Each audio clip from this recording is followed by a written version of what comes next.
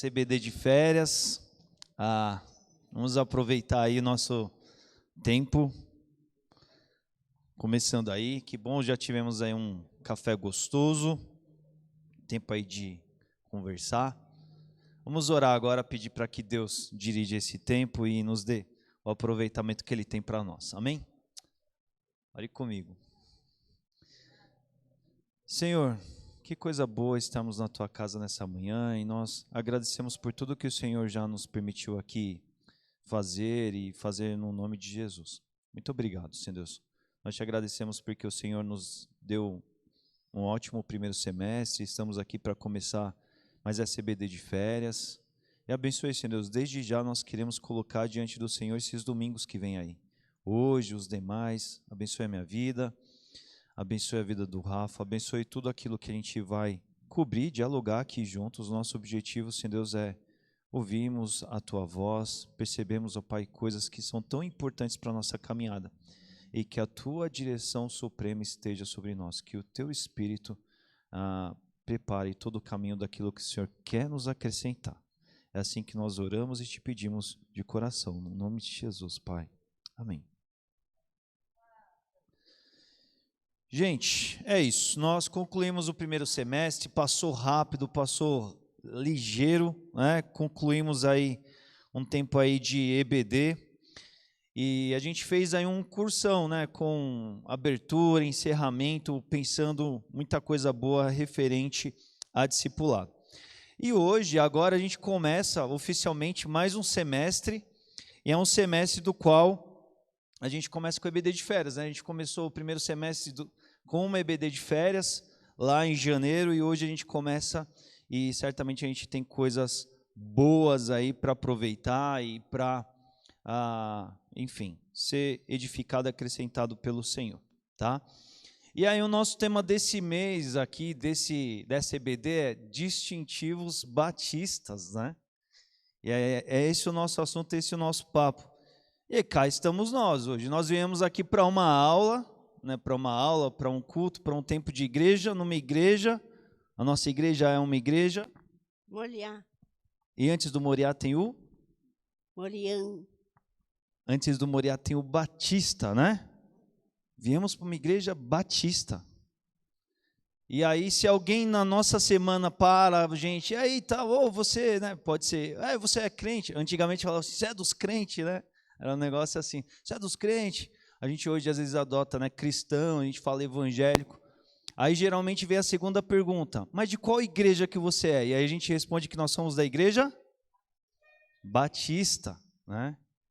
E aí surge aquela grande questão, né? Geralmente as pessoas, a pergunta para por aí, não é? Porque existe um consenso geral e comum do que, né, é uma das igrejas que existem. Mas e se a gente pega então aquela pessoa que vai perguntar assim, o que é uma igreja batista? E aí, se a gente tiver que responder essa pergunta? Num tempo que tem tanta igreja, né? A gente anda pelos bairros aí, tem a igreja dos nomes mais inusitados possíveis, né? Existem aquelas muitas igrejas diferentes aí, em termos de titulação, nome e tudo mais, e tem as igrejas de confissão histórica, denominação histórica, as históricas, né? Da qual a Batista é uma delas. Mas se alguém chega para você e pergunta assim, o que é uma igreja batista? Respostas.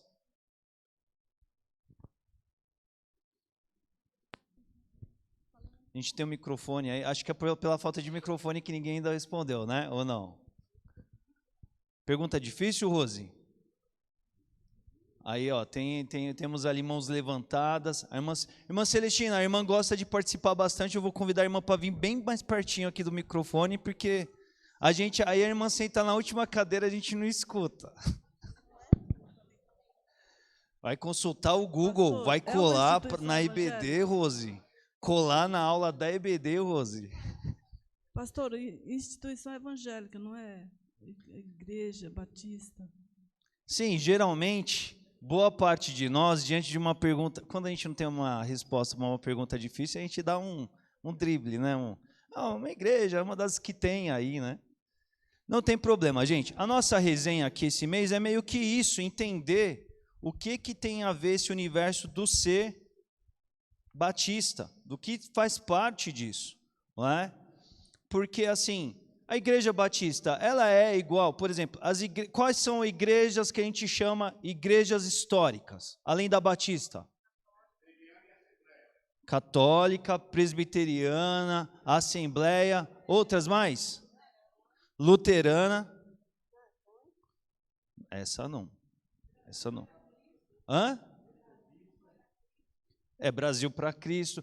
Quando a gente fala histórica, é bem da reforma para cá. Então a gente está falando de umas igrejas que tem uns 400 anos, pelo menos. A Brasil para Cristo, ela saiu mais nesse último século. Ela é antiga, ela tem uma história forte, né? Mas até a Assembleia, por exemplo, não entra nas históricas, porque a Assembleia ela tem uma história mais recente, o Azusa, etc. e tal, não é? Isso não muda, tá? O valor, a importância da igreja. Mas quando a gente está falando dessas igrejas históricas, a gente está falando dessas igrejas que vão ter 300 a 400 anos, pelo menos, aí, não é? Então, assim, tem muitos aspectos que a igreja batista é igual a outras igrejas históricas? Tem, não tem? Tem. Tanto é que, às vezes, em alguns aspectos, fica até difícil de diferenciar. Né? Tem quando às vezes a gente ouve pastores, hoje a gente é bem servido na internet, né? A gente tem vários preletores aí, existem sim muitas similaridades, mas assim, a gente pode dizer assim, é uma grande massa e está todo mundo na mesma? Não, né? Mas se não é a mesma coisa, ou seja, é diferente, então a gente precisa saber definir, não é? Principalmente se a gente, vamos dizer assim, entrou para esse clube. Que é a mesma coisa falar assim, eu sou batista. Por que você é batista? Sei lá, né? Passei na rua, olhei, achei interessante, né? Vou ficar por aí. A gente vai conversar um pouco sobre isso, sobre entender, então, o que fazem, o que faz diferença, o que nos distingue bastante, né? E a grande questão não é aqui a gente ter esse grande papo para a gente se tornar orgulhosão por causa da denominação, porque antigamente isso tinha, né? Principalmente nos batistas, sabia? Antigamente, muito antigamente mesmo, quando você perguntava para alguém ia falar da denominação, ele enchia o peito e falava assim, eu sou batista, né? Tipo aquela coisa assim, empoderada, né? Uma coisa que, assim, por conta da denominação. E assim, é igual aquela história, né? De quem nasceu primeiro, se é o ovo, se é a galinha, né? Assim, a grande questão não é a gente se orgulhar por causa de um título, mas assim, por que esse título? O que ele traz no pacote? O que ele propõe e ele tem para a gente? Tá? Então, é mais ou menos nisso que a gente vai se propor aí nessa caminhada aí desse mês, entender. Porque se a gente sabe, por exemplo, que tem pessoas aqui que sempre foram da Igreja Batista. Tem outros que chegaram depois. Mas é importante a gente ter o que diferencia, não é? E a gente vai se propor a isso nesse mês aí, tá? Bom, quando a gente fala sobre distinção, esse universo todo, a gente vai passar por 3 aspectos, né? Cada denominação, cada igreja histórica, ou até as não históricas, elas têm a sua própria história de como elas foram consolidadas e formadas. A gente tem os princípios, o que são os princípios e distintivos? Fazem parte desse universo daquilo que é base, fundamenta. Eu vou até pormenorizar isso um pouco mais aí adiante. E a gente tem as doutrinas, tá? Então, é isso. Quando a gente fala princípios e distintivos, princípios são assim, questões que nos norteiam. Distintivo é aquilo que estabelece bem claramente, assim, é muito particularizado, é aquilo que distingue, né? O policial usa o distintivo para dizer assim, olha, eu não sou um cidadão civil comum, eu sou autoridade, eu tenho divisa, eu tenho papel, eu tenho função, né? Eu tenho a minha atribuição a zelar estando em atividade, né? Ou até mesmo quando na paisana. Então, assim, a gente vai observar exatamente esse universo aí dos princípios, tá? É isso que a gente vai ver. A gente não vai ter uma abordagem aqui necessariamente assim, o que é mais importante e menos importante. Então, a gente vai começar por aquilo que é mais base e que vai dar sustentação para as outras coisas que a gente vai conversar depois, tá? Então, é importante vir em todas as aulas, porque as aulas elas vão compondo essa ordem natural aí, tá? Mas vamos lá, o que são princípios, né? Princípios são verdades fundamentais que orientam nossas crenças, atitudes e ações. Então, são coisas que, assim, a partir daí a gente constrói toda a nossa base de entendimento. Não é? E é importante a gente entender o que faz parte disso, porque tudo aquilo que depois vai decorrer na nossa prática de vida cristã vai passar pelos nossos princípios. Não é? Então, se a gente se define batista, mas o que isso tem? Não é? A gente já está na igreja aqui, né? Não é aquela questão, deixa eu conhecer os batistas para ver se eu vou ficar ou não. Não é? Às vezes alguém possa viver isso. Vou conhecer as igrejas, vou entender como elas são para definir, decidir, tudo mais. Não é o caso, nós já estamos aqui, mas é importante a gente entender isso aí. Né? São as bases de um sistema de fé e prática, ou seja, assim, o que norteia, como esse pessoal entende e lida com tudo isso aí, tá? E a gente tem outras definições aqui, ó, vigas mestras de construção de um sistema de fé e prática, não é? E olha só como o princípio ele é importante, não é? Se alguém adotar um princípio, se alguém adotar como um princípio um pensamento falso, o sistema de vida que se originar desse princípio estará errado em suas convicções, atitudes e ações. Então a gente precisa dominar, entender o que faz parte da nossa caminhada, o que a gente crê, não é? A gente vai começar aqui hoje olhando 3 deles, né? Mas assim, eles têm a ver com toda a nossa prática. E isso deve ser muito bem claro para nós dentro disso tudo, tá bom? Então a gente precisa ter isso aí muito bem claro, tá? Importante destacar, isso não significa que nós desprezamos os demais cristãos evangélicos, outras denominações, confissões históricas. Muito pelo contrário. Dentro do entendimento que a gente vai traçar, estabelecer aqui, nós respeitamos as diferenças. A gente só não pode abrir concessão para aquilo que é essencial, porque é isso que distingue uma igreja legítima de uma seita.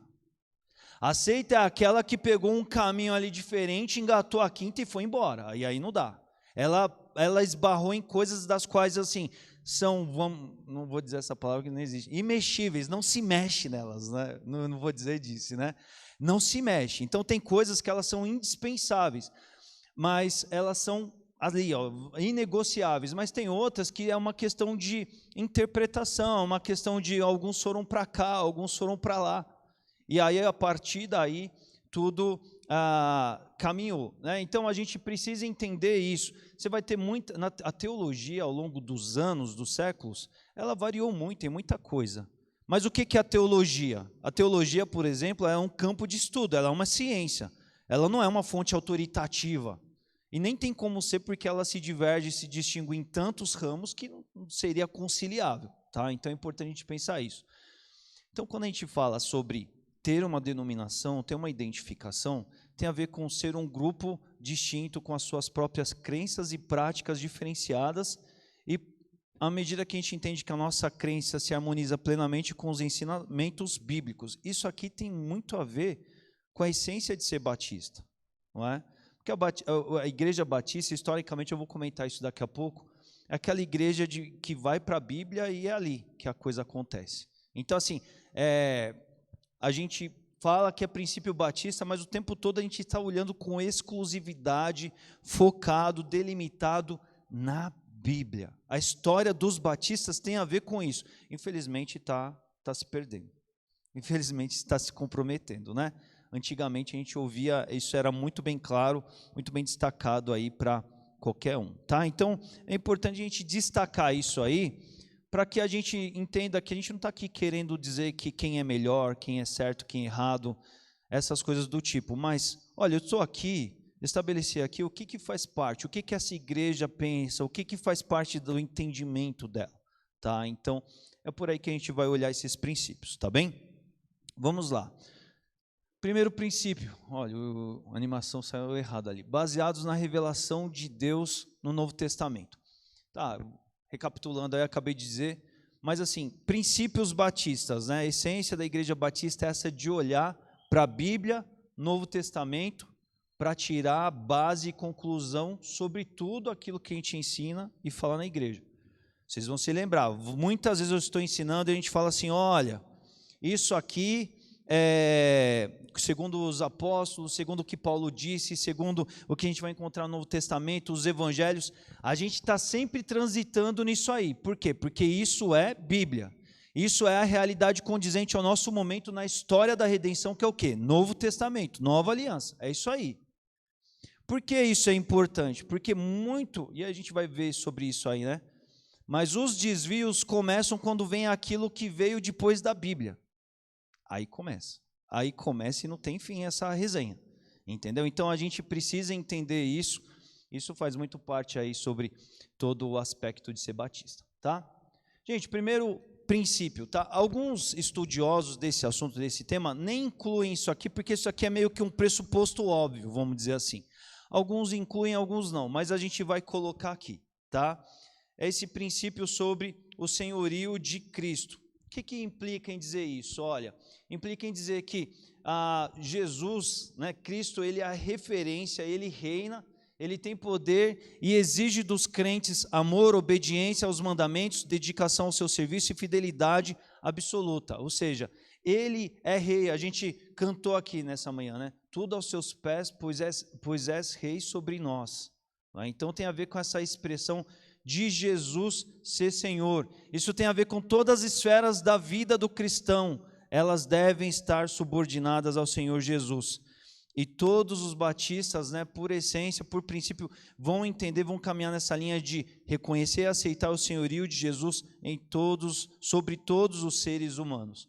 Então isso precisa estar claro para a gente, no conceito e na prática. A gente vai bater muito nessa tecla, gente. É muito bom, é muito fácil ser teórico. Nosso grande desafio é ser prático. É trazer a teoria para a prática. O tempo todo, gente. O tempo todo a gente bate nisso porque, assim, isso é do ser humano. A gente formula as ideias e as palavras fluem. Mas o quanto essas palavras, elas são a verdade de fato. Não é? É fácil a gente vir à igreja e cantar, pois és rei sobre nós. Mas Jesus reina, por exemplo, na nossa vida. Jesus reina na nossa igreja. Jesus reina na nossa família. E aí a gente tem que voltar, às vezes, para entender algumas figuras, a gente precisa dar uma viajada, né? A gente hoje não tem mais rei, né? A gente tem governantes, a gente tem presidente, o sistema de governo é diferente e tudo mais. Mas assim, vamos lá para quem gosta de ver filme histórico, filme da Idade Média, né? O rei é aquela figura soberana, aquela figura da qual você honra. O rei passou, você tem que tomar uma outra postura, porque está alguém ali numa condição sobreelevada, não é? O rei é aquele, ele é honrado, ele recebe o melhor, ele não é entendido como a pessoa mais importante da situação. E quando a gente vê essas expressões, por exemplo, a gente quer dizer sobre isso, sobre Jesus, não é, ser Senhor. Esse conceito ele é muito forte no Novo Testamento. Né? Conceito, né, já falei isso em alguns outros dias, outras mensagens, de um nome dado a Jesus, Kyrios, que é Senhor, soberano, porque na época do Novo Testamento, a época romana, você tinha o poder imperial de Roma, a figura do imperador ele era muito destacado, muito acima de tudo, e aí por isso que o evangelho ele era muito encarado, falando assim, como que vocês estão falando que tem um tal de um Senhor que é acima de César, é acima do imperador, está sobre tudo? Isso aí é subversivo, isso aí é furada, nada a ver. Não é? Mas é aquela coisa que assim, a gente vai ver nos detalhes que quando Jesus ele não é Senhor, dá ruim. Simples assim. Jesus ele é Senhor sobre todos e sobre tudo, né? Mas da forma do nosso Deus, com a qual nós aprendemos e entendemos, o nosso Deus ele é impressionante, né? Ele não nos impõe obediência, Ele não nos obriga a obedecer. Ele nos convida a viver um relacionamento com Ele. Porque Ele quer se revelar. A história do nosso Deus é um Deus relacional, o Deus da revelação o tempo todo. E isso deve nos impactar. Mas não é uma coisa imposta e na marra, é uma coisa da participação, da vivência, do caminhar junto. E essa experiência de senhorio de Cristo, de Jesus ser Senhor, é uma coisa que a gente deve ter a primazia, a honra, o prazer de falar: vem, Senhor, reinar, vem, Senhor, ser o Senhor de fato da história. Eu sou aqui, eu sou teu servo. É uma figura do Novo Testamento também dita, Paulo diz muito, Paulo se chama eu, doulos. O que é doulos? Eu, escravo de Jesus Cristo. Por quê? Não é a escravidão um conceito, né, que a gente tem dos últimos séculos aí, que foi terrível, mas o escravo da época de Paulo era aquele escravo que em determinado momento ele podia ter até a liberdade dele, mas ele gostava tanto de estar ali na casa do Senhor, que ele falava: eu faço questão de estar aqui, eu prefiro estar aqui com o Senhor, com o meu dono, porque ele cuida de mim, porque nessa casa eu tenho comida, eu tenho guarida, eu tenho conforto, eu tenho de tudo, do que pegar minha liberdade e ter que se virar com as minhas próprias pernas. Não, eu quero estar aqui. Então, quando Paulo ele se afirma como escravo, como servo do Senhor, que quer estar debaixo do senhorio de Cristo. Ele fala assim, é por isso que ele fala essas expressões lindas do Novo Testamento, né? Vivo, não mais eu, mas Cristo vive em mim, ou seja, não é mais a minha vida, eu sou doulos, eu sou escravo desse Senhor que é maravilhoso, que cuida de mim, que mudou e transformou a história da minha vida, não é? Então a gente precisa entender esse conceito sobre todas as coisas. Alguns versículos que vão mostrar isso, né? Lá no texto da grande comissão, depois que Jesus ele ressurgiu, ele diz: foi-me dado, é-me dado todo o poder no céu e da terra, da autoridade que foi dada a ele. Esse é outro texto lindo também lá de Filipenses, desse cântico que tem lá, quando ele diz: por isso, depois de ter ido à morte de cruz e ter ressurgido, Deus o exaltou à mais alta posição, ele deu um nome que está acima de todo nome, para que o nome de Jesus, ao nome de Jesus, se dobre todo o joelho no céu e na terra e debaixo da terra, e toda língua confesse que Jesus Cristo é o Senhor, para a glória de Deus Pai. E aqui um último versículo falando aqui em referência à igreja, né? A gente viu esses dias aqui numa mensagem. Ele, Cristo, é a cabeça do corpo, que é a igreja. É o princípio e o primogênito dentre os mortos, para que em tudo ele tenha supremacia. Então, a gente precisa entender a fé cristã, a vida cristã.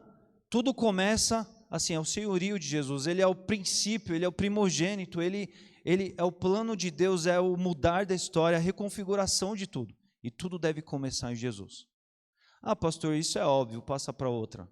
Mas será que é tão óbvio assim, na prática das nossas vidas? Isso é tão presente assim, na prática das nossas vidas? É tão óbvio assim? Não é?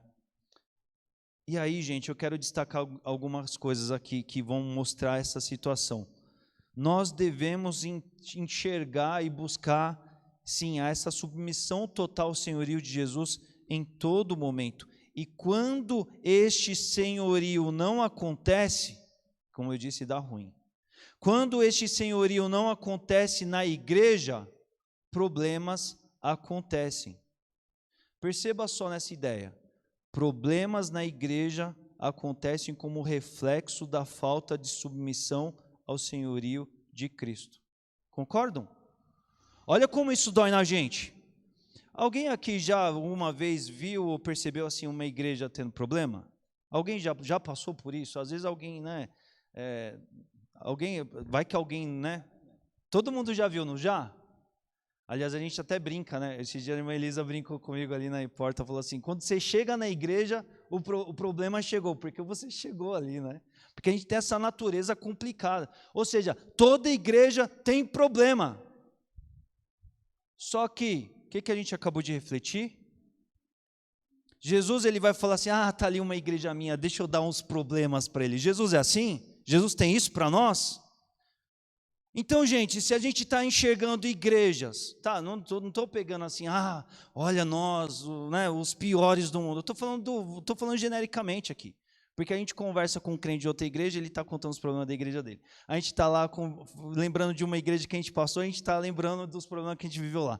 Ou seja, onde tem igreja tem gente, onde tem gente tem problema, mas está faltando o senhorio de Jesus Cristo.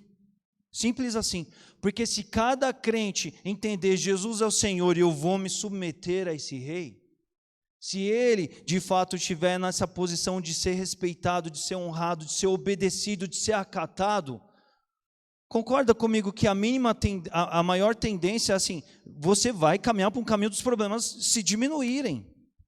Então a gente precisa entender isso. Olha como esse princípio é base. Porque é fácil falar assim, claro, pastor, Jesus é o Senhor, Jesus é Rei. A gente sempre canta aqui, as letras que o louvor canta, sempre está dizendo sobre isso. Mas se a gente canta tanto, por que a gente tem tanto problema então? Porque se cada um de nós crentes formos comprometidos com isso, gente, Jesus ele vem lá, tem um monte de discípulos lá, eles falam assim, no cultão reunido lá, né? Aí eles falam assim, faltou aí o pessoal da ação, né? Faltou o pessoal do lavar dos pés, quero só ver, né? Quem vai lavar os pés, tal. Aí Jesus chega lá, pega todo mundo com o pé sujo e fala assim, peraí, ninguém tomou iniciativa, ninguém foi lavar o pé, cadê a bacia? Vamos lá lavar os pés do pessoal. A maioria dos problemas da igreja que acontece é por quê? Porque a gente está sempre fazendo como os discípulos fizeram, simples assim. A gente está o quê? Está esperando o outro fazer, a gente está esperando, projetando no outro, expectativas para o outro, cobrando do outro, desejando para o outro, e a gente não vive um princípio fundamental. Um dos textos que eu me coloquei aí é de Filipenses 2, é o texto que Paulo está falando assim, gente, por favor, sejam humildes, porque assim, a humildade tem a ver assim, olha, você ser igual a Jesus Cristo, olha aqui, vamos prestar atenção no exemplo de Jesus, aí ele começa lá a partir do versículo 4, né, 4 ou 5, olha, sejam a conduta de vocês igual a de Cristo Jesus, que não se exaltou, mas foi para um caminho de humilhação, de humildade. Se o caminho de humildade estiver na vida dos crentes, estiver na família, estiver na igreja, estiver na direção da igreja, estiver em todos os membros da igreja, a gente vai ter tanto problema. Percebe como isso é sério? Pastor, é fácil, passa para a próxima, Jesus já é Senhor. É Senhor? É sério isso? E é um princípio, tudo começa aí. Porque é fácil, de novo, por isso que a gente vai falar muito disso, gente. É fácil a gente destacar verbalmente as ideias e tudo mais, e falar, vamos lá, né? Vamos lá, que afinal de contas, essa aí a gente já conhece. A gente entende esse conceito. Se eu perguntasse para qualquer um de vocês aqui, dos mais antigos aos mais novos, todo mundo saberia dizer sobre isso. Claro que Jesus tem que ser o Senhor da igreja. A gente pregou esses dias sobre Jesus ser o cabeça da igreja. Só que daí a gente percebe que nossos problemas, eles acontecem muito porque a gente não obedece ao comando do cabeça. A gente não se submete como a gente deveria. E isso precisa acontecer para a gente viver todo o grande plano e propósito de Deus. As mensagens de Paulo, elas são o tempo todo cristocêntricas, olhando o quê? À luz do exemplo de Jesus, de algo que deve viver, ou seja, isso é base. Se isso faltar, os problemas vêm, e vêm para qualquer igreja, vêm para as igrejas lá do próprio Novo Testamento e tudo mais, não é? Então, uma primeira aplicação que eu trouxe aí, para a gente, num caráter mais prático, é isso, né? Essa questão toda do senhorio de Jesus. Uma outra coisa também que eu trago aqui para a gente é que assim, daí todas as coisas devem convergir, elas devem, né, ou seja, convergir em Cristo. Se o crente comum se submeter ao senhorio do Senhor, se eu, pastor, se a liderança da igreja, se eu, chefe de família, o esposo, a esposa, o filho, o convertido, todos falarem, tudo é para a glória de Deus, ou seja, tudo deve convergir em Cristo, devemos seguir o exemplo de Cristo, devemos ouvir as palavras de Cristo, devemos agir como Ele nos ensinou a ser. Se a gente for um discípulo de fato, gente, aí a coisa começa certa.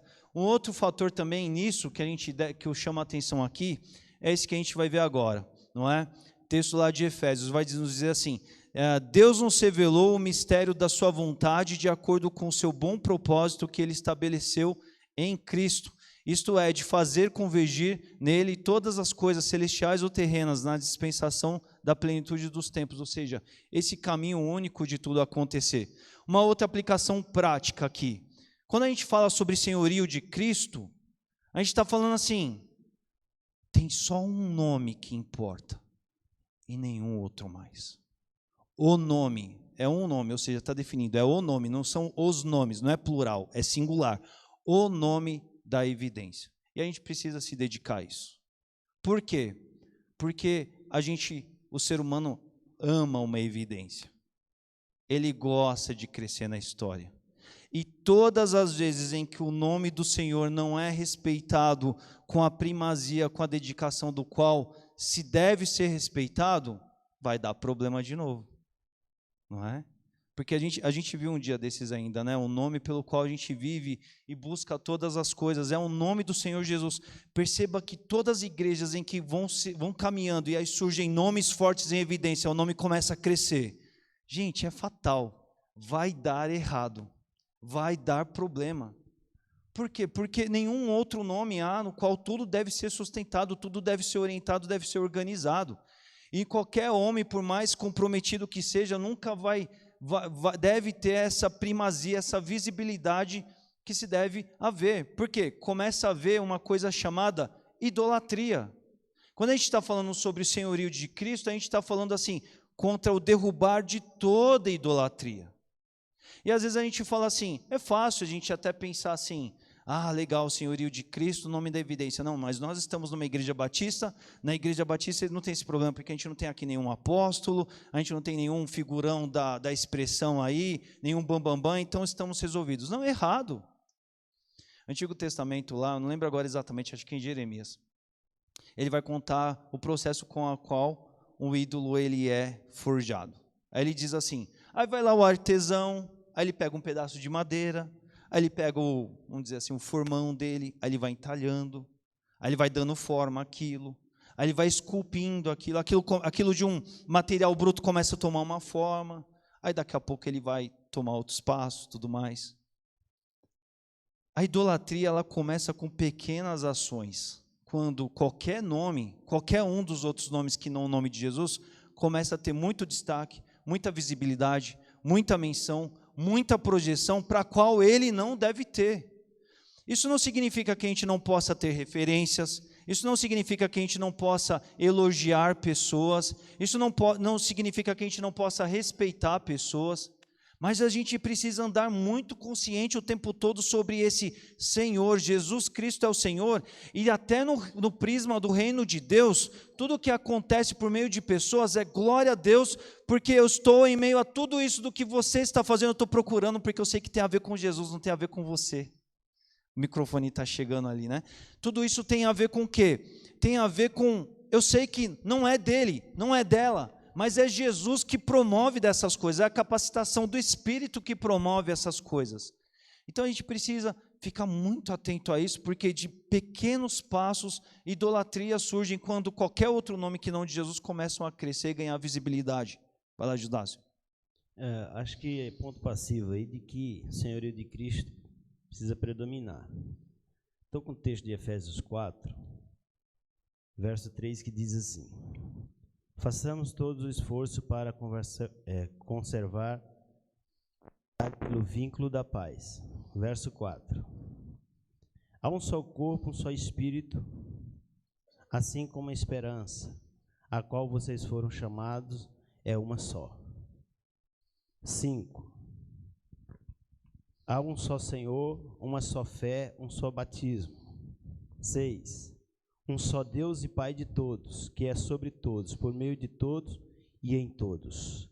7. Cada um de nós foi concedido a graça conforme a medida repartida por Cristo. Quando eu leio esse texto, o que me vem? Qual é o pano de fundo disso? O pano de fundo disso, Paulo não escreveu isso aqui por escrever. Eu não tinha nada aqui para colocar lá e eu simplesmente fui lá e coloquei no texto bíblico. Tem um contexto por trás disso aqui. Então, a questão, acho que a gente precisa... Senhorio de Cristo é ponto certo aqui. Mas é como as pessoas daquela época estavam interpretando essas doutrinas. Para ver o vínculo, para ver a unidade do corpo. Então, como eu interpreto isso? Como eu coloco isso no dia a dia, na ponta da linha, em prática? Então, ele diz aqui de várias doutrinas que a gente utiliza aí, né? A gente vive o dia a dia da igreja. E qual ele está dizendo aí? É um só Senhor. Não tem outro. Mas naquela época, podia ser que isso não tivesse tão claro. Ele diz assim, há uma só fé. Todos nós aqui dizemos assim, nós temos aqui uma única fé. O que diferencia o povo batista? O pastor até colocou aí. Quantas vezes dizia assim, você que igreja? Igreja batista. Nossa, uma igreja que tem um ensino forte, né? O pastor até colocou aí, já não é tão assim. A igreja que tem um ensino forte, a igreja que todo mundo se preza pela Bíblia, tal. Legal. Mas quando fala de fé, tem uma pulverização. Todo mundo diz que tem fé, né? Mas essa fé genuína que Paulo está falando aqui, essa é a grande pergunta. Como eu interpreto isso? Como eu coloco isso? E aí por isso que vem as divergências. Porque cada um é dono da sua razão. Cada um é dono do seu ponto de vista. E não se submete ao texto. E quando eu me submeter ao texto, aí, a gente caminha na mesma direção. Então, ele diz aqui, até mesmo do batismo, no caso dos batistas aí, né? Ele diz aqui, um só fé. Ele diz várias coisas aqui, questão da unidade aqui. Ele diz uma só fé, ele diz um só batismo. Então, por exemplo, a gente chama isso até de periférico, né? Existem doutrinas que são essenciais e doutrinas que são periféricas. Nós temos aí dentro das igrejas históricas alguém que batiza criança. Nós não batizamos, porque nós temos um outro entendimento. Eu já vi teólogos de lá dizendo assim, defendendo, sabe, até com certa propriedade, tudo aquilo ali. Então, o que acontece? O que nos orienta e o que nos coloca na mesma posição? É como eu interpreto aquilo que foi deixado por Cristo, as doutrinas bíblicas. Então, quando eu interpreto corretamente, quando as pessoas interpretam corretamente, o que vai fazer? Vai haver um alinhamento. Sim. É como a gente interpreta, e cada um vai buscar ali olhar para a Bíblia, né? É o próximo tópico até que a gente vai falar, e vai buscar ali ter a interpretação bíblica, né? Tem as coisas periféricas, que são aquelas secundárias, e tem aquilo que deve, assim, isso aqui reúne tudo e todos, isso é inegociável, né? Quando a gente está falando sobre senhorio de Cristo e tudo mais, sobre essa convergência, porque assim, aí ele está falando várias expressões de unidades, né? Ele está falando várias expressões de unidades que tem a ver com todo esse plano, projeto que só Deus faz no homem. Porque isso eu falei numa IBD, outra de férias aí, né? A gente precisa entender esse completo do qual Deus ele faz, né? Deus ele é o autor da história, ele envia Jesus, ele nos capacita com o Espírito Santo, e em submissão a Cristo, que Deus o fez Senhor sobre todas as coisas, andando em obediência aos princípios do Senhor, tudo acontece, tudo avança nesse sentido. Mas o grande problema é exatamente quando o homem quer entrar no meio da trindade. Porque daí é quando o homem ele fala assim, não, mas eu estou interpretando, eu vou vir aqui com a minha interpretação, e ele se descompromete da Bíblia, e ele entra com a interpretação dele, com a visão dele, ele vai trazer coisas, ele não está saindo para se submeter e ouvir, e acatar e abraçar o que o Senhor tem, mas ele está querendo fazer parte de um processo que não lhe diz respeito. Então, quando a gente está falando sobre esse nome da evidência, gente, é fácil ficar batendo nos outros, nos grandes, né? Falar, essa igreja que tem o líderzão lá, o bambambam, e é escândalo, tal, não sei o quê. Mas a gente deve combater isso no nosso meio. A igreja batista é isso, a gente vai ver em outras expressões e princípios, mas é por isso que a gente se reúne, é por isso que a gente busca um caminhar conjunto, a gente acredita em princípios da ação do Espírito Santo em todos os crentes. Isso vai nortear, vai organizar o nosso caminho, o fluido, nós sermos todos submissos ao mesmo Senhor. E aí só importa um nome, porque toda vez que um nome começar a crescer, toda vez que alguém virar referência demais, toda vez que alguém virar assim, eu tenho muito problema com esse negócio, uma expressão muito moderna, né? Fulano de tal me representa. Toma cuidado com isso. Por quê? Porque, afinal de contas, você pode compartilhar entendimentos, você pode identificar com ideias em alguns aspectos, mas ninguém é a sumidade. A gente precisa ter esse cuidado, esse zelo de entender assim que de Cristo que vem toda a fonte. A gente tem expoentes aí da história da fé cristã brasileira, vamos dizer assim, gente que no passado foi respeitadíssimo e hoje está dizendo umas coisas indizíveis. E aí você fala assim, e isso, quando você fica preso a homens, o impacto disso na vida das pessoas é danoso, porque é o nome do Senhor que está na evidência, né, Roberto? Não, o pastor acabou falando, é que eu tenho um pouco de receio quando as pessoas vão muito para o caminho do interpretativo, né? Porque o interpretativo, ele causa muita divergência, ele causa separação, e a gente tem a Bíblia, né, que é o nosso manual, onde a gente tem que estar pautado para o quê? Para chegar na interpretação correta do princípio que a gente acredita, do princípio que a gente está em comunidade, buscando a cada dia viver. E é algo que o pastor acabou falando aí, mas é algo que me incomoda, quando a gente, às vezes, dá muita visão para o interpretativo. Eu sei que existe a interpretação, existe a particularidade de cada uma pessoa pensar de uma maneira, mas a submissão a Cristo é o caminho que todo mundo tem que buscar, estar debaixo do senhorio de Cristo, para fazer a vontade dele. Perfeito, Roberto. A gente vai comentar isso aí mais aqui nesse segundo princípio, ó, a Bíblia como única regra de fé e prática, tá? Isso aqui é um segundo princípio que a gente tem, assim, e aí esse sempre assim bem no nosso rol de todo mundo que, né, aborda o assunto e tudo mais. A Bíblia, ela é única e suficiente, capaz, fonte de toda autoridade. Por que isso, sim, é muito importante para nós? Porque a gente vai ter outras igrejas que, além da Bíblia, vão para outros recursos, dão destaques. Então, é isso que acontece muito com a Igreja Católica, por exemplo, né? A Igreja Católica, ela entende que, tão quanto a Bíblia, existe a figura do Papa, que é o representante de Cristo na Terra. Ela atribui. É por isso que a Igreja Católica, por exemplo, ela muda posições ao longo dos tempos e da história, porque é mais ou menos assim, se o Papa trouxe algo novo, é mais ou menos assim, ele está na linha direta com Deus, então ele tem essa alçada de poder trazer isso. A Igreja Católica também respeita bastante a questão da tradição da igreja, então ela toma muitas decisões com base nisso, naquilo que o magistério da igreja decide. E ela coloca no mesmo pé de igualdade aí da Bíblia como fonte de autoridade. A gente ainda tem outras igrejas que também são até históricas, não é? Estão mais aí no nosso percurso, no nosso ambiente, mas que também, assim, também vê a Bíblia como grande fonte de inspiração, a fonte da palavra de Deus. Mas, por exemplo, eles têm outras questões como, assim, os presbiterianos, né? Eles têm lá o catecismo de Westminster. Então, eles valorizam muito isso. É uma instrução, vamos dizer assim, paralela, mas da qual eles dão grande valor. Você vai num culto presbiteriano, eles leem lá os artigos do Catecismo de Westminster. É um documento à parte, formulado na época da Reforma, né, em meio ao processo da Reforma, que normatiza todo o pensamento reformado, não é? E, enfim, o que é um catecismo? É uma instrução religiosa, ou seja, o ensino da religião cristã, dos seus dogmas, princípios e código moral. Então, é uma formulação doutrinária de apoio, né? Não chega a ser, né, óbvio, né, no caso deles, uma substituição, mas tem grande expressão.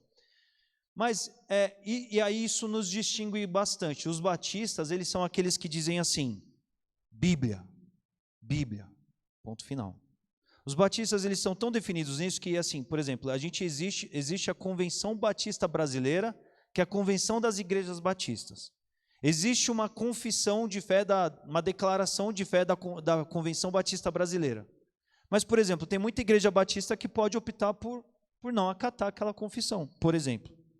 E está tudo bem, aquela declaração, desde que ela não abra mão da Bíblia.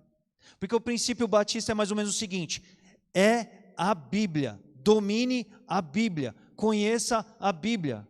Porque quanto mais você imergir na Bíblia, problemas como esse que o Roberto mencionou, ligados à interpretação, eles serão minimizados, eles serão reduzidos. Eu até trouxe como exemplo aqui, né, Atos 17:11, Paulo elogia os bereanos, porque Paulo, ele é aquele que, assim, ele estava pregando e os bereanos estavam ali, de olho nas Escrituras, ponderando cada palavra do que Paulo estava dizendo. Mas era Paulo que estava dizendo, mas eles estavam ali, fechados nas Escrituras. Então é esse princípio, é esse tipo de postura, de atitude que é própria e deve estar para os batistas. E aí isso é muito sério, gente, porque isso vai nos jogar no ombro a responsabilidade que a gente tem sobre amar, se dedicar, cultivar em conhecer a Bíblia. Porque é uma forma de você o quê? Caminhar se relacionando com Deus. Você ora, fala com Deus, né? A gente vai entrar num aspecto que faz parte disso, num outro princípio depois, mas assim, você ora, fala com Deus, o Espírito Santo está dentro de você e a pura palavra de Deus colocada diante de você. E é a pura palavra de Deus. Então, é algo que, assim, a gente precisa entender o quanto isso é sério e mostra o destaque da gente compreender, da gente estudar, da gente dominar, para que a gente não seja presa de qualquer tipo de problemas nessa situação, né? nessa questão toda. Porque os problemas de desvios vão surgir muitas vezes, sim, na maioria das vezes, sempre, vão surgir a partir daí. Judas, quer comentar? Não, é só para dizer assim que toda interpretação ela tem regra. Ninguém pode interpretar ao seu bel prazer. Então, quando você se submete a interpretar um texto bíblico, ele tem regras. Então, assim, tem toda uma regra construída para você não pensar o que você quer pensar. Então, só nesse aspecto. É porque, assim, a Bíblia ela fala sobre muitos assuntos, né? Eu vou comentar essa fala aí, vou entrar nesse aspecto da interpretação. Mas vamos lá, 2 textos aqui para a gente ver.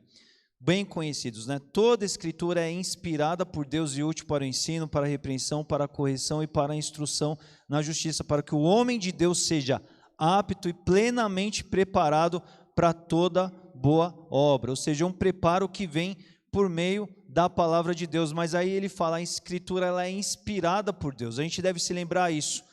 Porque a Bíblia ela é tão especial? Porque o Espírito Santo inspirou homens para escreverem da parte de Deus.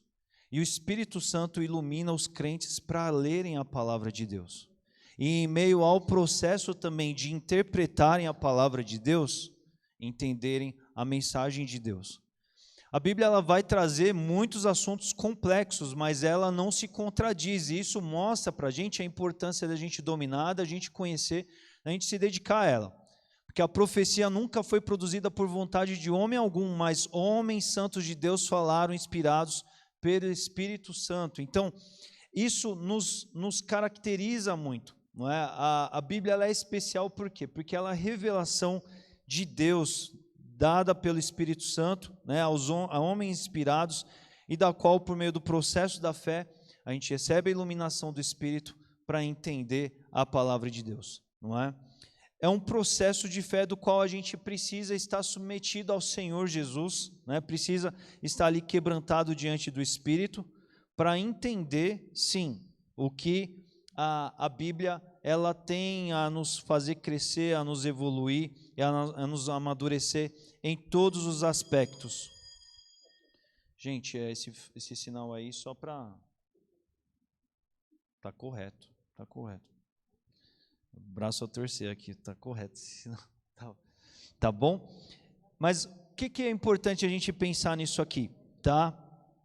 Gente, algo que eu trago aqui, né? Não basta dizer que a Bíblia é a palavra de Deus, né? Porque assim, é fácil, de novo, a gente dizer que a Bíblia é a palavra de Deus, mas todo grupo herético, ele vai surgir, ele vai emergir dentro de grupos piedosos, que a princípio eles eram piedosos. Mas chega um dado momento que eles saem da Bíblia, que eles deixam a Bíblia, que eles começam a formular, que eles começam a entender, que eles começam a implementar suas tradições, mandamentos e suas fundamentações, né, dentro do que os seus líderes tenham a dizer.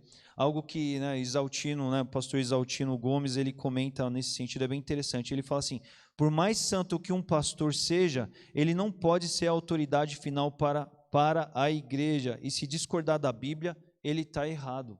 Ou seja, a Bíblia é a nossa referência completa, final, sabe? Ela é perfeita, e aí isso vai nos mostrar sobre essa importância da gente ter ela como nossa doutrina, né? Nossa regra de fé e prática, nossa doutrina. A gente precisa entender que todas as heresias nasceram de pessoas que a princípio eram espirituais e zelosas e não eram depravadas, só que no dado momento elas começaram a sair do caminho da palavra de Deus. Toda história de heresia, grupos heréticos, seitas, são de pessoas que receberam revelação especial, por exemplo. Só que a revelação especial de Deus é a palavra de Deus. Simplesmente. É como se dissesse assim, ó, tem algo novo. É igual a história do Papa, você está indo para outro caminho. Diga, Jesus.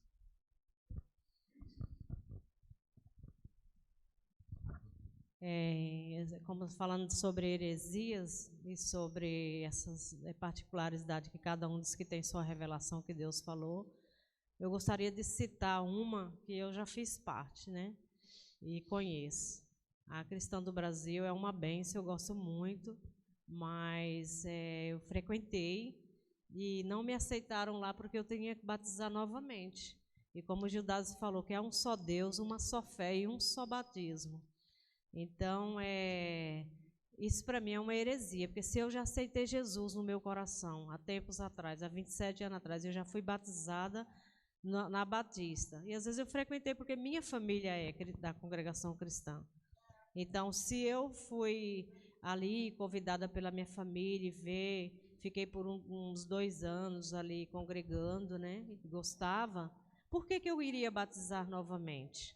Aí eu cheguei para a pessoa que era o líder da igreja e conversei, um homem muito conhecido, ele até já faleceu, e falei para ele, mas eu gostaria de entender por que eu tenho que batizar de novo, porque a Bíblia diz que há uma só fé, um só Deus e um só batismo. Então, se eu já aceitei Jesus, por quê? Aí ele ficou meio que sem resposta, é porque tem uma doutrina e tudo. Também devemos lembrar da Ellen White, né? Que ele segue aquela que ela revelou, é ela. Eu respeito os adventistas porque eu também tenho uma adventista. Então, tipo assim, a gente se dá bem hoje, se dá bem todo mundo, na sua particularidade, com a sua interpretação. Mas eu acho que pela Bíblia, eu não aceitei o batismo, aí eu parei por um tempo, aí retornei à Batista, porque foi com os batistas que eu conheci a palavra, porque eu era espírita. Então, foi através dos batistas, fui evangelizada por uma cliente batista, onde eu recebi minha primeira Bíblia. E aí eu tive um entendimento e não deixei que eles me batizassem novamente. Amém. E a adventista também, se passar para lá, tem que batizar de novo. Então, isso aí, para mim, no meu modo de ver, são heresias. Né? Eu acho que uma delas, são várias heresias, mas uma delas é você querer batizar de novo. Aí já chega o irmão Raimundo. Gente, olha, bons comentários, muito bons. O irmão Raimundo, daqui a pouquinho. Que acontece? A gente precisa se lembrar assim, né? Você vai pegar, tem algumas igrejas que eles vão dizer assim, dentro da formulação da doutrina deles, assim, não, você precisa se batizar e precisa batizar aqui com a gente, na nossa igreja. E aí, quando você diz isso, é uma outra maneira de dizer assim, você precisa daquela igreja para ter parte no reino, não é? E quando a Josi citou Ellen White, uma outra igreja que também eles trazem ali elementos ali, trazem a figura dos ensinos da Ellen White e confere um grau de autoridade também, não é? Tem a Bíblia, mas tudo mais.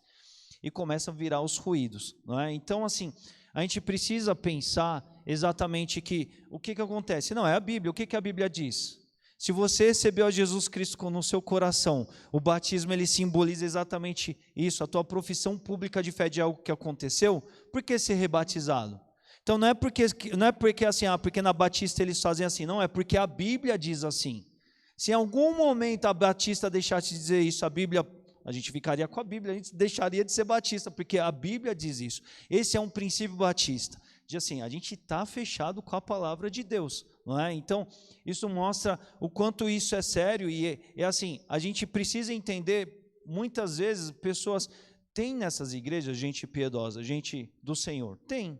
Assim como tem muita gente, às vezes, no meio da Batista, que está por aqui, mas, né, às vezes está meio perdido no percurso, porque se está aqui, mas não está na fé em Jesus para valer, a pessoa pode estar só no volume humano, físico aqui, sabe que isso acontece.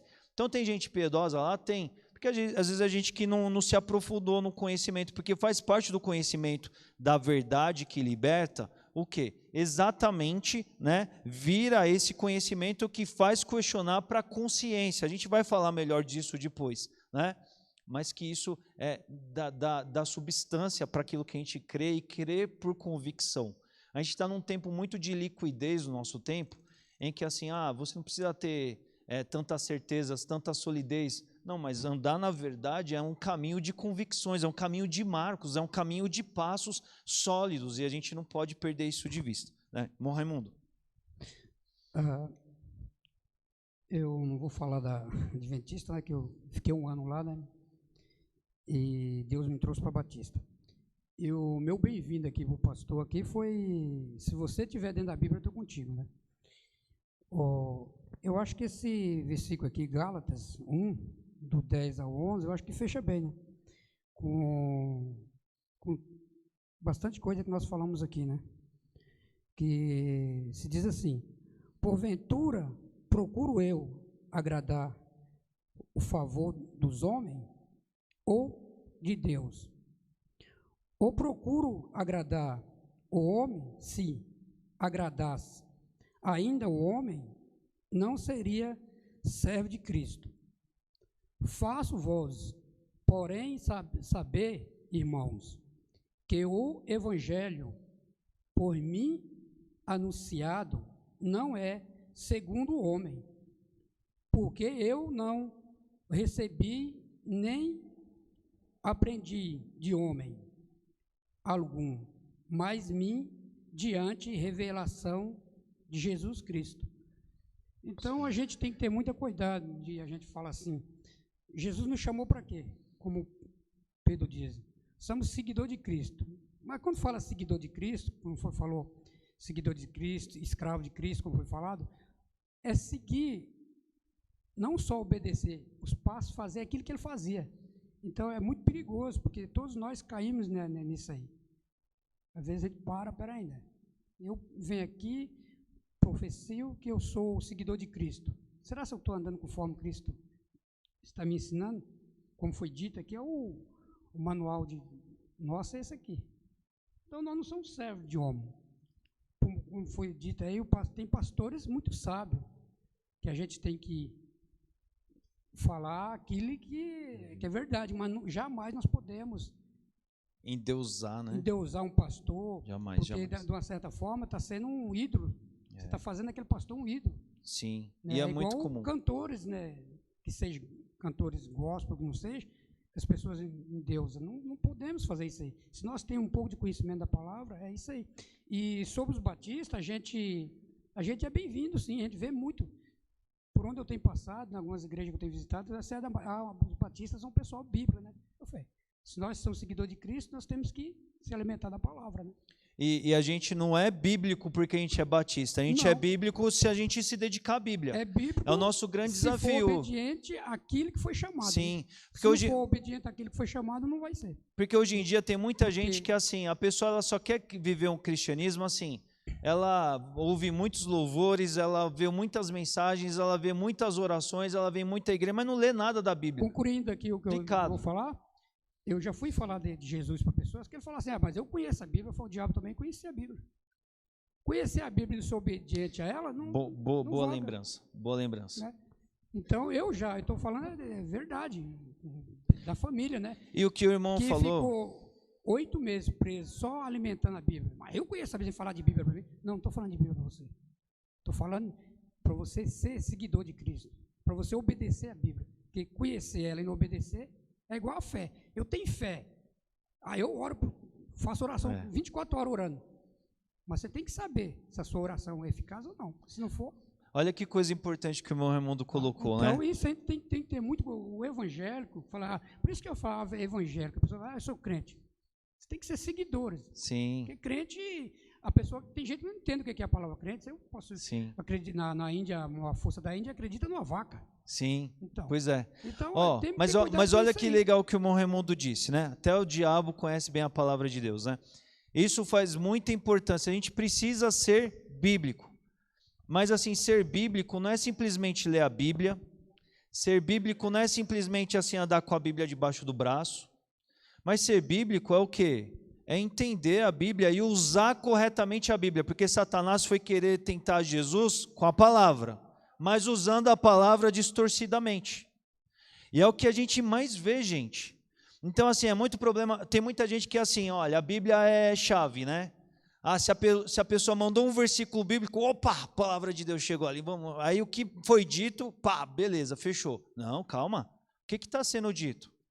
A gente tem que pregar, não tem problema. Você não traz a Bíblia em papel, vem com o seu celular, mas está sendo mencionado referência bíblica, vai lá ler. E dá uma olhada no versículo, dá uma olhada no entorno, cria esse hábito saudável de entender se de repente versículos, menções que estão sendo colocadas, quer aqui, quer numa mensagem do dia a dia, quer numa ministração de louvor, quer numa letra, que às vezes assim, ó, o autor pegou um versículo, fez uma letra lá, ficou bonito, mas aquilo não tem nada a ver daquilo que a palavra de fato queria pretender. Você desvirtuou o texto bíblico e às vezes está criando, né?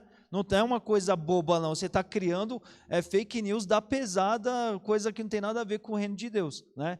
Então, sobre ser bíblico, respeitar a palavra, tem todo esse universo aí de usar bem, manusear bem, corretamente a palavra da verdade, né? Patrícia? Paz do Senhor a todos. Amém.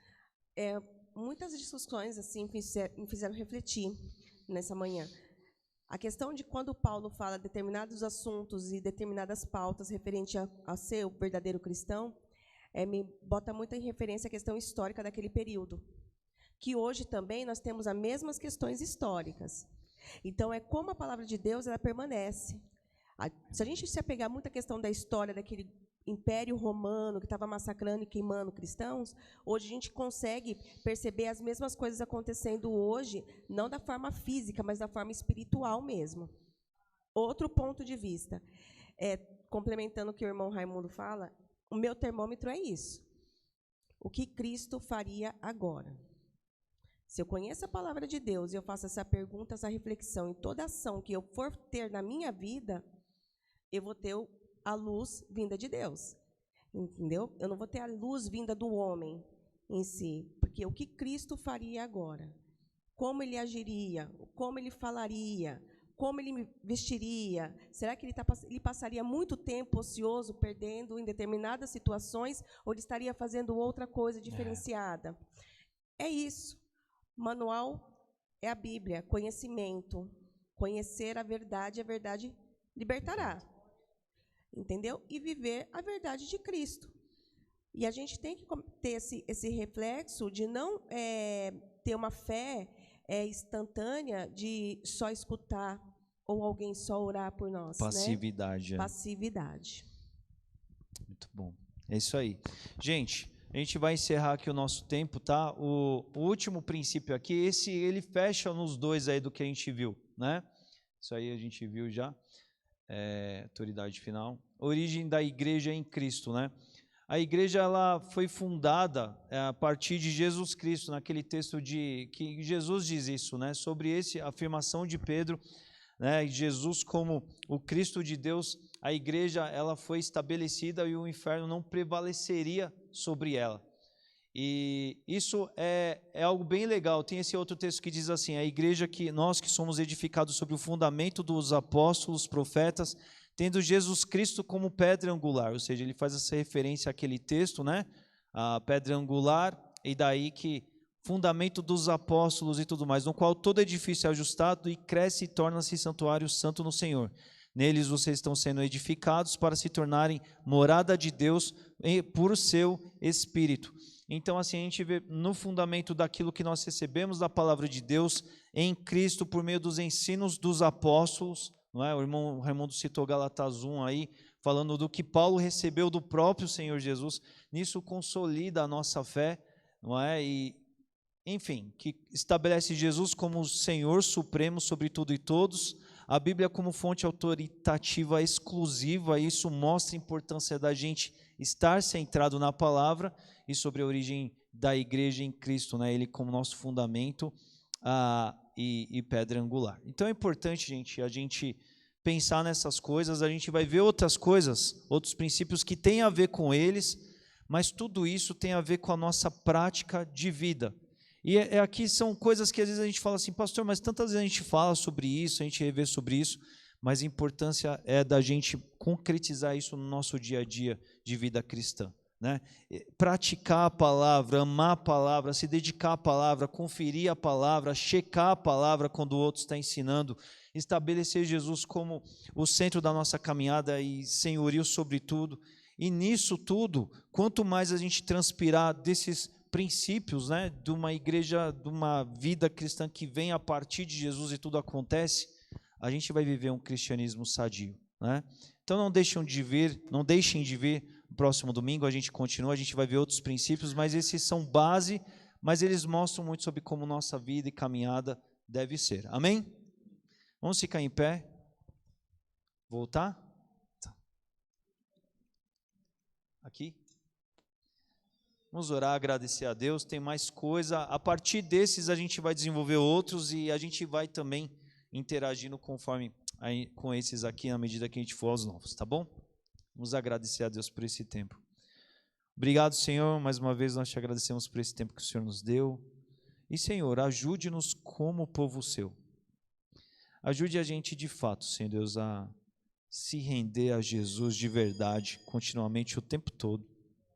Na nossa vida, na nossa família, na nossa igreja, em meio aos nossos convívios, que a gente se quebrante totalmente a Jesus, ó Pai, em tudo, porque quando a gente fizer isso, a gente expressará o reino nas mais variadas formas, contextos das quais o Senhor tem nos permitido viver, a gente brilhará a Tua luz como a Tua palavra nos ensina a viver. Então que a gente se renda a Jesus, que a nossa igreja seja, Pai, esse local da centralidade de Jesus Cristo em todo o tempo, do nome forte, Pai, do nome único, exclusivo, Senhor. Sabe, essa igreja que reconhece, se prostra, da qual busca convergir tudo e todos, o tempo todo no Senhor Jesus, porque essa é a igreja que o Senhor deixou para nós, a igreja fundamentada, Pai, na pessoa de Jesus Cristo e a partir dele nos ensinos que a Tua palavra nos diz. Que a gente ame a Tua palavra, Senhor Deus, que a gente se dedique a ela, que a gente manuseie bem, corretamente ela, que é a palavra da verdade da qual o Senhor nos deu. Que o Teu Espírito seja o nosso mentor, ó Pai, em meio ao conteúdo bíblico, aquilo que dos originais, ó Pai, surgiram as versões que hoje nos alimentam, mas que o Espírito, Pai, pelo meio do qual a gente fala com o Senhor, em nome de Jesus, que Ele seja o nosso grande ajudador, nosso grande ensinador das verdades espirituais de Deus. E a gente cresça como um povo consistente na palavra, um povo bíblico de verdade, porque ama a palavra de Deus, porque se dedica à palavra de Deus e porque ela norteia em todo momento como autoridade final sobre tudo o que fazemos, Senhor Deus, para que a gente não se desvie nem da esquerda, nem para a direita, daquilo que é caminho único, definido, exclusivo do Senhor, nos orientando sobre o alvo certo a se prosseguir e fugindo, ó Pai, de qualquer erro de alvo, fugindo de qualquer pecado, de qualquer caminho errôneo de destruição, Senhor Deus. Que a gente vive esses princípios, Senhor Deus. A gente não quer aqui estabelecer, ó Pai, um orgulho de assumir uma denominação, um nome, uma placa, mas queremos, ó Pai, realmente nos voltar aos princípios fortes dos quais somos chamados a viver e sempre olhando para a Tua palavra e que isso seja verdade em todos nós. Obrigado por esse tempo. Abençoe o nosso domingo, nossa semana e que esse estudo nesse mês continue, Senhor Deus, a nos provocar e nos levar, Pai, a grandes oportunidades de reflexão e crescimento. É assim que nós oramos e te agradecemos no nome de Jesus. Amém. Amém, irmãos. Deus abençoe. Ótimo domingo.